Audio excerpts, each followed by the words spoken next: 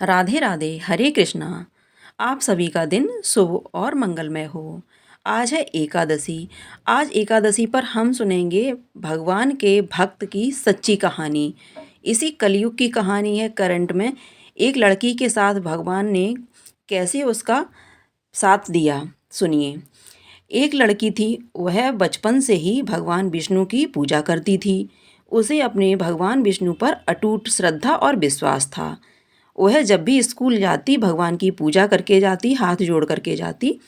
इस तरह से वह स्कूल जाती। धीरे धीरे वह लड़की बड़ी हुई।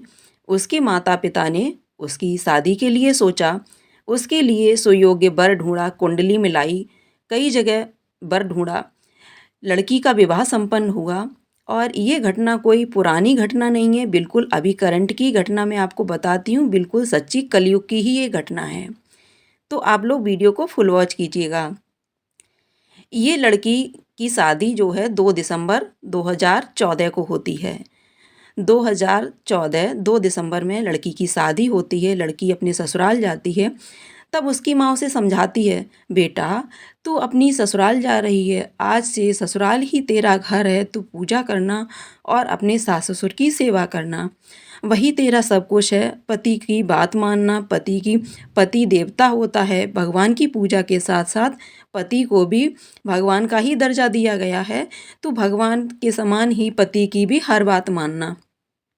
लड़की अपनी माँ के वचनों को स्वीकार करती है और अपनी ससुराल चली जाती है। ससुराल जाकर वह ससुराल में अच्छे से रहती है।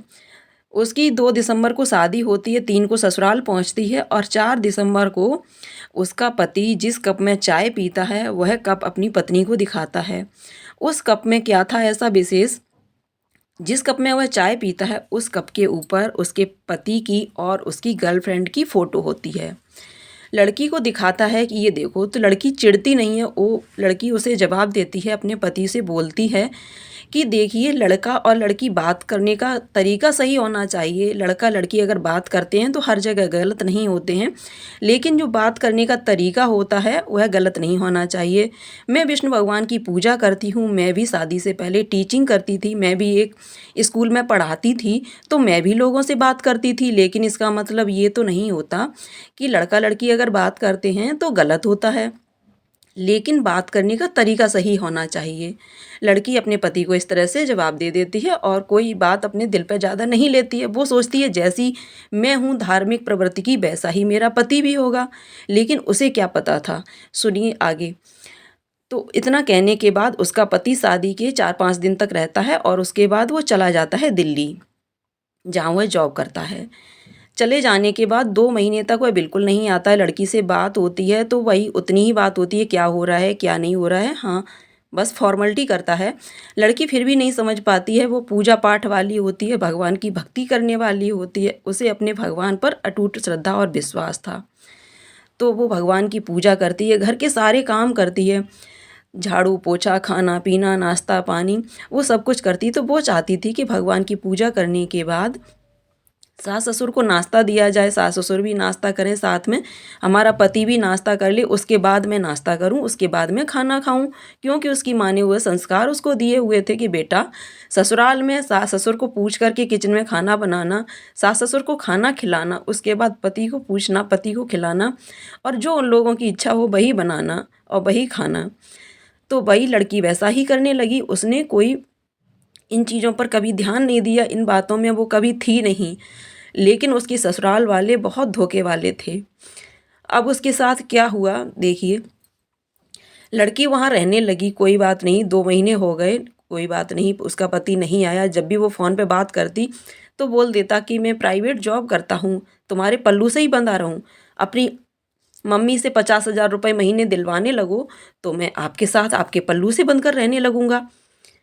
तो लड़की चुप हो जाती है, कुछ नहीं बोलती है। वो धीरे धीरे चुप चुप के रोने लगती है। बिल्कुल ये सत्य घटना है। तो लड़की धीरे धीरे रोती है, बेचारी कर भी क्या सकती है। माँ को बताएगी तो माँ भी तो सब कुछ तो दे दिया, अब क्या देने के लिए बाकी है। और उसकी माँ के और उसके संस्कार ऐसे हैं कि और कुछ कर भी नहीं सकती, जानते हुए भी नहीं कर सकती।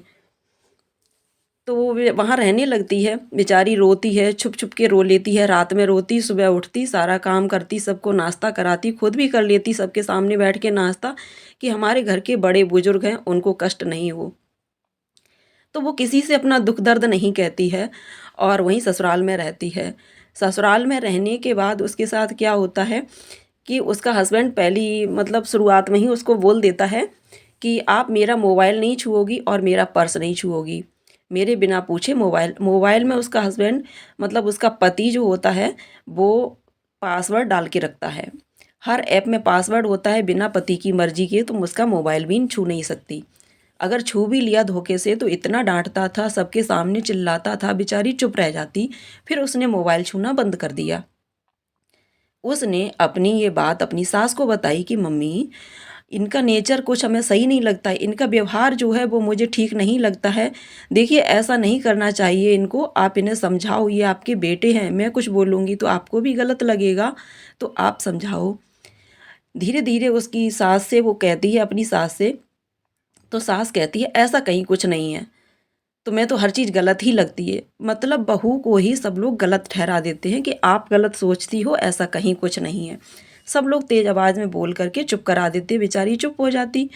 धीरे-धीरे रात में रोती रहती, उसे नींद नहीं आती और सुबह उठ के सारा फिर से काम करती, भगवान की पूजा करती, भगवान से प्रार्थना करती कि हे प्रभु, आपकी लीला कितनी निराली है। मैंने आपकी बचपन से पूजा की और आप सब कुछ जानते थे कि ये लड़की कैसी है और इसको कैसे परिवार में आपने भेज दिया। ऐसा प्रभु आपने क्यों किया? मेरी क्या गलती थी? इस तरह से वह भगवान से प्रार्थना करती है कि मेरा यहाँ सुनने वाला और कोई नहीं है प्रभु, आप ही हैं, आप ही मेरा न्याय कीजिए, आप सब कुछ जानने वाले हो। इस तरह से वो भगवान से प्रार्थना करती है, वो किसी से कुछ नहीं कहती है, सारा काम करके पूजा पाठ करती, इस तरह से अपना जीवन काटने लगी, रहने लगी, कर भी क्या सकती है बेचारी। एक दिन उसका पति वो अपनी माँ से बोलता होगा फ़ोन पर कि माँ, मैं इसे लेने आऊँगा, आप इसे भेज देना। वो लड़की अपने पति के साथ दिल्ली चली जाती है। दिल्ली जाते ही उसका पति रास्ते में ही अपनी गर्लफ्रेंड को फ़ोन कर देता है। जैसे ही वो अपने पति के साथ घर पहुँचती है, अगले दिन उसकी गर्लफ्रेंड आ जाती है। लड़की बाहर खड़ी होती है और उसकी गर्लफ्रेंड आके सीधी रूम में चली जाती है, जहाँ वो बैठा होता है उसका पति।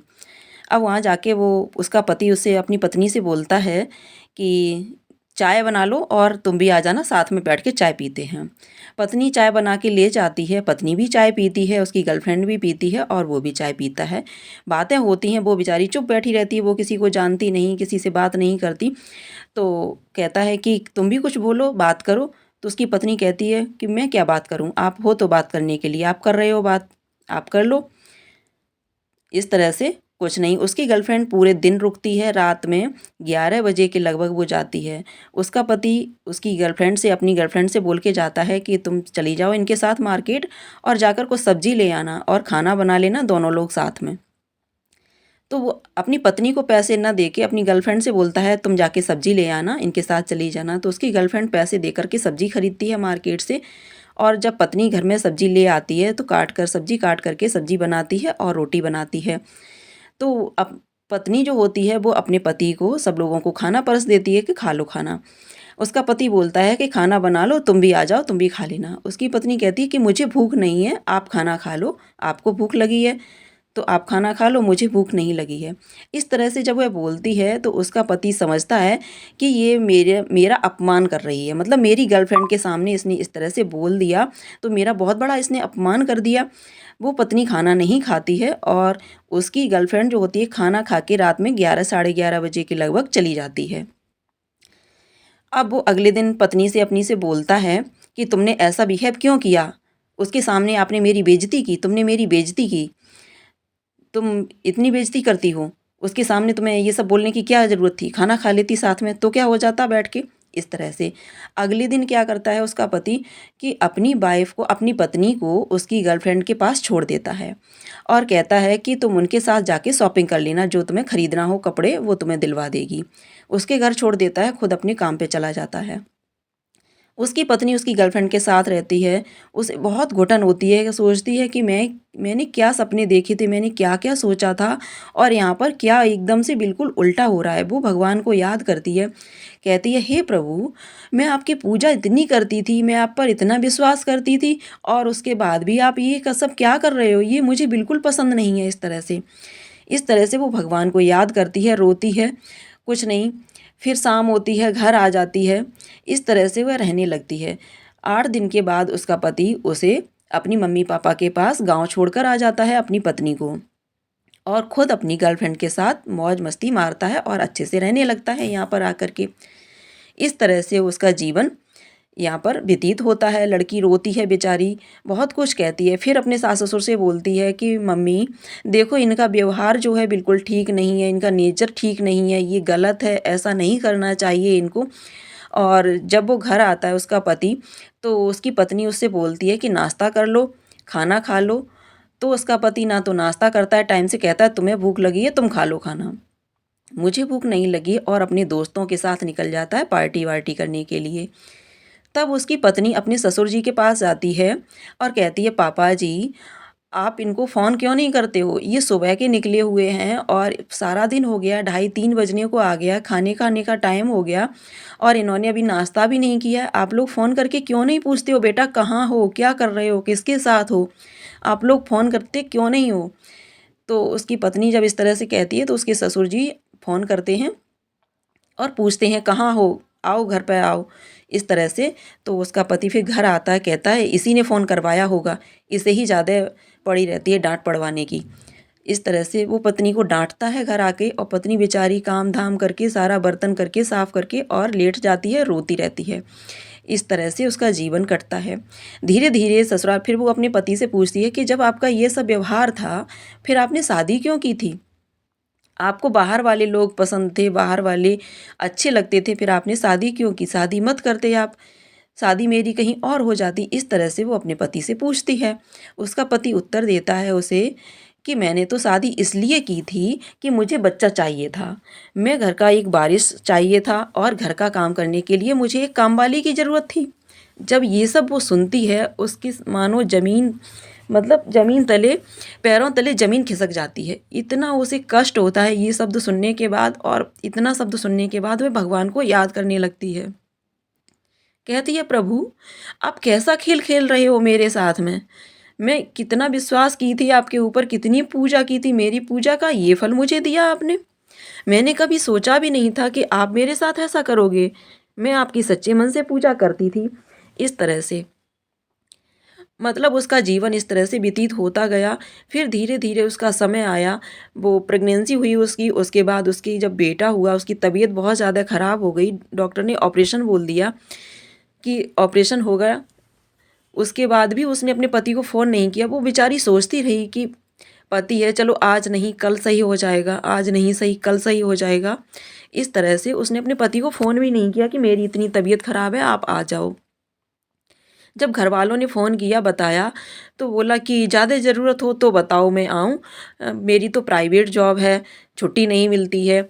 और इस तरह से उसने बहाना बनाया, तो उसकी पत्नी बोली कि आप जॉब करो, कोई बात नहीं, मेरी तबीयत ख़राब है, मेरी तबीयत ख़राब रहने दो, सही हो जाएगा सब, आप अपनी जॉब करो। इस तरह से हॉस्पिटल जाती है लड़की, लड़की का भाई आता है और माँ आती है, सब लोग मिल कर के गाड़ी ले जाते हैं और हॉस्पिटल ले जाते हैं। तो डॉक्टर बोलते हैं कि इसका आज ही ऑपरेशन करना होगा क्योंकि बच्चे ने पेट में पॉटी कर रखी है, इसलिए ये बच्चा और ये दोनों खतरे में हैं, ना तो बच्चा बचेगा और ना ये लड़की बचेगी अगर कुछ टाइम आपने लगाया।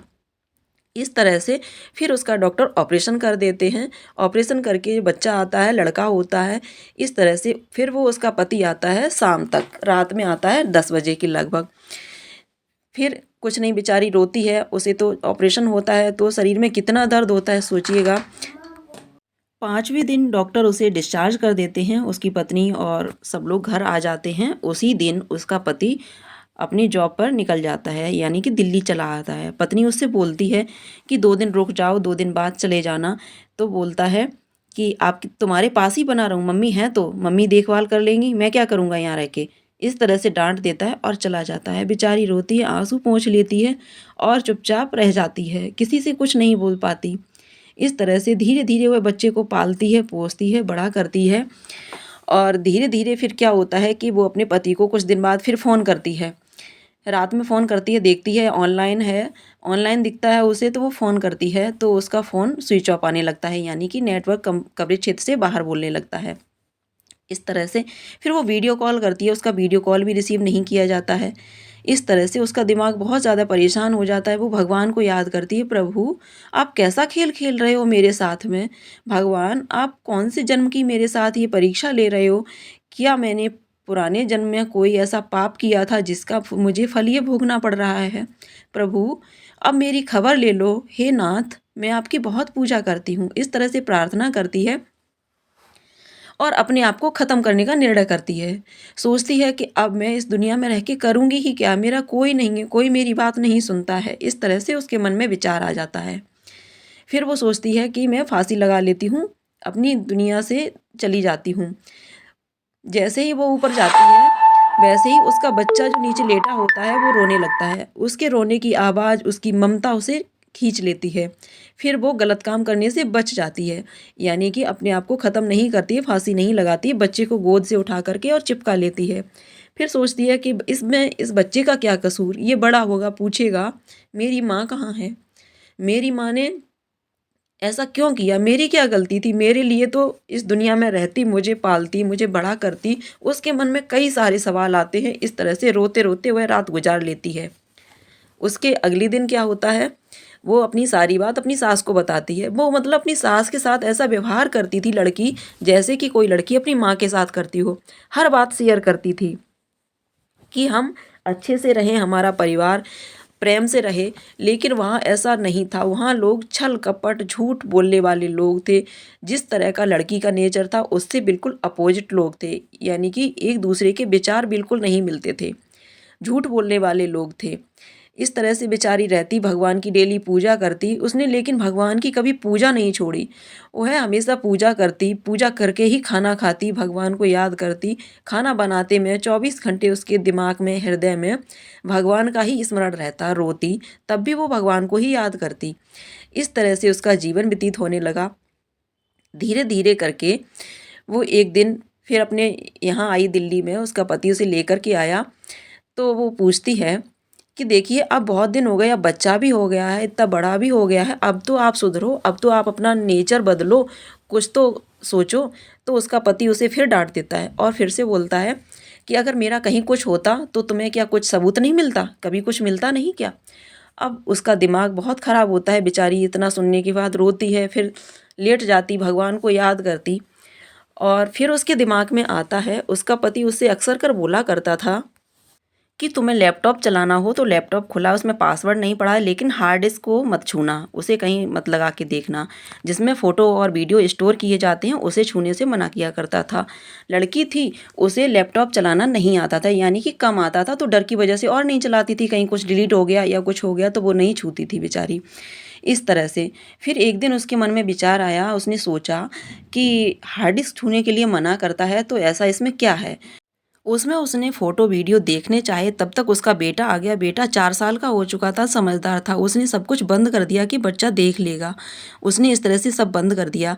अगले दिन क्या होता है कि वो अपनी ससुराल में होती है लड़की और उसे सपना आता है, रात में सपना आता है कि हमारे घर में चोरी हो गई है। तो 3 बजे के लगभग उसे सपना आता है। 4 बजे वो उठती है, अपनी सास को बताती है, सास भी उठ जाती है। तो वो कहती है, मम्मी आज मैंने ऐसे सपना देखा कि वहाँ दिल्ली वाले मकान में चोरी हो गई है और वहाँ पर सब कुछ चोरी हो गया है।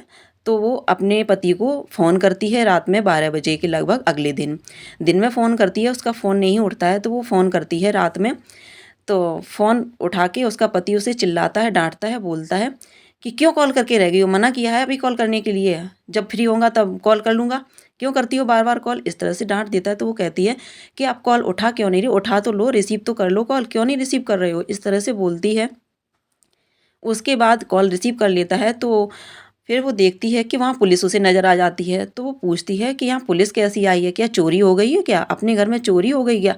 इतना बोलते ही उसका पति उसके ऊपर इतनी तेज़ भड़कता है, इतना तेज़ चिल्लाता है, अपने घर में नहीं हो गई ये चोरी, किसी पड़ोसी के यहाँ हुई है चोरी। इस तरह से मतलब बहुत तेज़ी से चिल्लाता है और जबकि चोरी उसी के मकान में हुई होती है। तो वो भगवान की पूजा करती थी तो उसके साथ जो भी घटना होती थी उसे पहले ही पता चल जाता था। चोरी होने से पहले ही भगवान ने उसे संकेत दिया था, बेटा तेरे घर में चोरी होगी, तू सतर्क हो जा, आज भी अगर तू चली जाएगी तो चोरी होने से बच जाएगी। लेकिन किसी ने सब लोगों ने बोल दिया ये तो सपना है, सपना कभी सच नहीं होता है। लेकिन वो सपना सच हुआ, उसके घर में वास्तव में चोरी हुई, पुलिस आई, केस हुआ, सब कुछ हुआ, चोरी में बहुत सारा सामान चला गया था। लेकिन उसका पति ने उसे नहीं बताया था, लेकिन भगवान ने उसे सब कुछ बता दिया, सब कुछ दिखा दिया और ये बिल्कुल सच्चाई थी। इसी तरह से एक दिन फिर वो बोलता है कि अगर कहीं कुछ होता, फालतू में शक करती रहती हो, कुछ होता कुछ मिलता नहीं। उसकी पत्नी फिर उसी हार्ड डिस्क को हाथ लगाती है और उस हार्ड डिस्क को टीवी में लगा देती है। टीवी में लगाते ही उसके सामने जो वीडियो चलती है, उस वीडियो को देख कर के उसके मानो पैरों तले ज़मीन खिसक जाती है। इस तरह की मतलब गंदी वीडियो थी, बिल्कुल निर्वस्त्र थी उसकी, उसकी गर्लफ्रेंड की, और एक-एक नहीं थी, 5-5, 6-6 गर्लफ्रेंड की उसने उसके साथ वीडियो देखी थी, 1-1 घंटे की वीडियो थी। इस तरह की मतलब उसने हरकतें देखी। उसके बाद से वो अपने पति के साथ रह रही थी, लेकिन उसका पति उसकी दिल से बिल्कुल उतर चुका था। फिर भगवान से कहा, भगवान आपने ये लीला क्यों की? ऐसा क्यों किया? इतना लेट क्यों किया? तब भगवान ने कहा, बेटा तू कितनी कोमल हृदय की है, तेरे साथ इतना सब कुछ हुआ फिर भी तूने मेरे ऊपर आस्था और विश्वास नहीं छोड़ा, मेरी पूजा करती रही, मुझे हमेशा याद करती रही, मेरी आस्था को कभी आपने धोखा नहीं दिया, कभी आपने मेरी आस्था पर कोई भी आँच नहीं आने दी, मेरे ऊपर विश्वास रखा। मैंने उस विश्वास को अभी आपके सामने यहाँ पे दिखाया आपको कि ये देखिए तुम्हारे पीछे जो क्या होता था वो सच्चाई मैंने आपके सामने, आपकी आँखों के सामने मैंने आपको दिखानी चाहिए कि देखिए जो गलत होता है उसे आप कितना भी छुपाओ वो सामने आता ही है। जो सच होता है हमेशा जीत सत्य की होती है। तुम सही थी अपनी जगह पर, तुम सही बोलती थी, लेकिन तुम्हारे परिवार के सारे लोग, तुम्हारा पति तुम्हें झूठ साबित करता था। लेकिन मैंने जो सच था वही दिखाया है। जो सच था वही सच है, जो झूठ था वो झूठ है। इस तरह से तुम्हारी आस्था से मैं प्रसन्न हुआ। आज से तुम इस घर में रहोगी, लेकिन तुम पति के साथ रहोगी, लेकिन तुम्हारा दिल, हृदय बिल्कुल पति से अलग रहेगा। तुम आस्था मेरी रखोगी, पूजा मेरी करोगी, लेकिन घर में साथ में अपने पति के रहोगी। इस तरह से वह भगवान विष्णु की पूजा करती और आज भी वह पूजा करती है। कौन-कौन लोग उस लड़की से मिलना चाहते हैं? अगर मिलना चाहते हो तो कमेंट करके ज़रूर बताइएगा। तो इस तरह से भगवान की आस्था पर विश्वास रखिएगा। कष्ट मिलते हैं, भगवान परीक्षा लेते हैं। कोई पुराने जन्म में उस लड़की ने कर्म किए होंगे, उसे भोगना पड़ा। लेकिन जो सच्चा होता है भगवान हमेशा उसी का साथ देते हैं। भगवान ने उस लड़की का साथ दिया। जो गलत बोलते थे उन्हें दिखा दिया कि कौन गलत था और कौन सही था। इस तरह से हमेशा भगवान के ऊपर आस्था रखनी चाहिए। अगर आपकी आस्था पक्की है तो भगवान एक न एक दिन आपसे ज़रूर मिलेंगे और आपको सच साबित करके रहेंगे, जैसे उस लड़की को सच साबित किया। हे प्रभु, उस लड़की की कहानी सुनकर मेरे तो आंसू नहीं रुके। ये स्टोरी कहानी जो मैंने सुनाई ये कोई किताब की कहानी नहीं है, वो है लड़की आज भी है। इसी कलयुग की ये कहानी है कि भगवान जिसका विश्वास अटल होता है भगवान उसका साथ हमेशा देते हैं। आप लोगों को ये कहानी कैसी लगी कमेंट करके ज़रूर बताइएगा। सच्चे हृदय से बोलिए विष्णु भगवान की जय, कृष्ण भगवान की जय।